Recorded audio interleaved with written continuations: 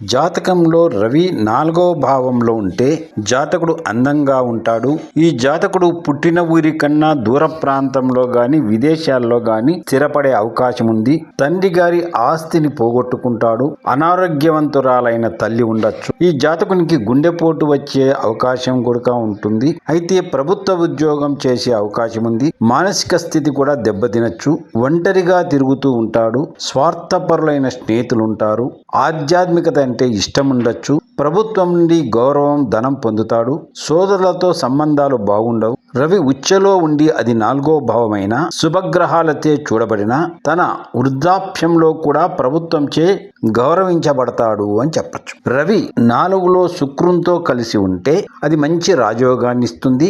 కుజునితో కలిసి ఉంటే పైనుండి పడడం వలన కానీ ప్రమాదం జరగచ్చు లేదా మరణించచ్చు. రవి వృశ్చికంలో ఉన్న అది 4వ భావం అయితే శరీరంలో వేడి ఎక్కువై చేతులు మండుతూ ఉంటాయి.